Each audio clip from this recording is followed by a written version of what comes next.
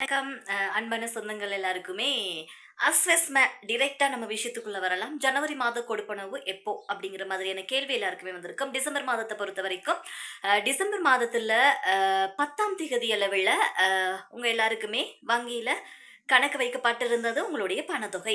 அதே மாதிரி இந்த ஜனவரி மாதத்திலயும் 10ஆம் திகதி அளவுல பணம் வைப்பிலிடப்படுமா? ஏன் இன்னும் வரலையே?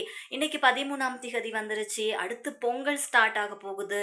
ஸோ இதெல்லாம் வச்சு காசு இந்த டைம்ல வருமா? இல்லையா? அப்படிங்கிற மாதிரியான நிறைய சந்தேகங்கள் உங்க எல்லாருக்குமே இருக்கும். ஸோ அதுக்கான ஒரு கிளாரிஃபிகேஷன் வீடியோ தான் இந்த வீடியோ. முதலாம் கட்டம் அஸ்வஸ்ம கொடுப்பனவு வாங்குறவங்க எல்லாருமே நல்லா இத வந்து நோட் பண்ணிக்கொள்ளுங்க. உங்களுக்கான காசு இப்போதைக்கு கிடையாது.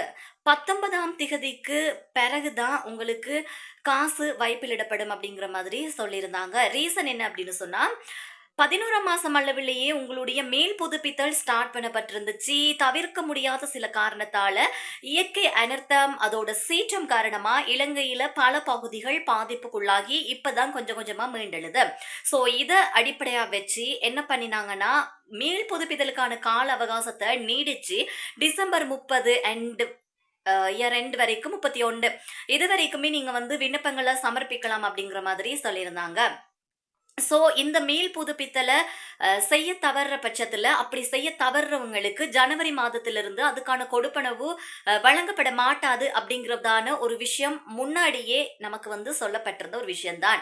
அதே மாதிரி தான் இந்த ஜனவரி மாசத்துல யாருக்கெல்லாம் கொடுப்பனவு வழங்க போறாங்க அப்படின்னா, உங்களுடைய மேல் புதுப்பித்தல் செய்ய தவறிட்டீங்க அப்படின்னா உங்களுக்கு கிடையாது. மேல் புதுப்பித்தல சரிவர கம்ப்ளீட் பண்ண ஆட்களுக்கு தான் உங்களுக்கான பணம் வைப்பிலிடப்படும். அதே நேரம் இப்போ ப்ரொசஸ் போய்கிட்டு இருக்குது.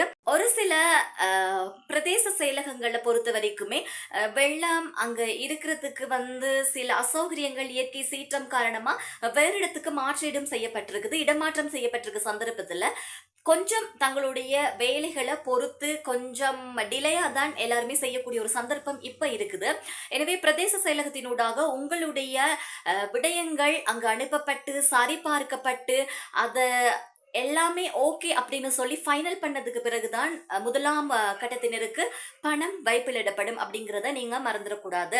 எனவே 19ஆம் திகதி அப்படின்னு சொல்லும் பொழுது இதுக்கு இடைப்பட்ட கால பகுதியில உங்களுடைய டீட்டெயில்ஸ் எல்லாமே மேல் புதுப்பித்தல்ல ஒழுங்கான முறையில சப்மிட் ஆகியிருக்கா, ஒழுங்கான டீட்டெயில்ஸ் கொடுத்துருக்கிறீங்களா அப்படிங்கறதெல்லாம் சரி பார்த்து இவங்களுக்கு ஓகே கொடுக்கலாம் அப்படிங்கிற மாதிரி ஒரு விஷயம் அங்க ஃபைனல் பண்ணப்பட்டுச்சுன்னா தான் உங்களுக்கான அந்த முதலாம் கட்டத்தில் உள்ளவங்களுக்கு அஸ்வஸ்ம காசு 19ஆம் திகதிக்கு பிறகு வைப்பிலிடப்படும். அக்யூரேட்டா 19ஆம் திகதி தான் வைப்பிலிடப்படும் அப்படிங்கறத வந்து நம்ம சொல்ல முடியாது. ரீசன் 19ஆம் திகதிக்கு பிறகு அப்படிங்கிற நேரத்துல அதுக்கு பிறகு கொஞ்ச நாட்களும் செல்லலாம். எனவே அது தொடர்பான தகவல்கள் உங்களுக்கு வார சந்தர்ப்பத்துல நாங்க கண்டிப்பா நம்மளோட சேனல் மூலமா உங்களுக்கு அதை நாங்க அறிய தருவோம். அதே நேரம் 2ஆம் கட்டத்தில் உள்ளவங்களுக்கு வந்து காசு போட்டாச்சு அப்படிங்கிற மாதிரி ஒரு சில விஷயங்கள் வந்து சொல்லப்பட்டுச்சு. அது உறுதிப்படுத்தப்பட்ட தகவல் கிடையாது. அதனால அந்த டீட்டெயில்ஸ நாங்க இப்போ இந்த இடத்துல ஸ்கிப் பண்றோம். ஸோ 2ஆம் கட்டம் காசு வாங்குறவங்களுக்கான உத்தியோகபூர்வமா காசு வைப்பிலிடப்பட்டுருச்சு அப்படின்னு சொல்லி ஒரு தகவல் தெரியிற பட்சத்துல நாங்க நம்ம சேனல்ல அப்டேட் கொடுப்போம். நம்மளோட சேனல்ல நீங்க மறக்காம சப்ஸ்கிரைப் பண்ணி வச்சுக்கொள்ளுங்க.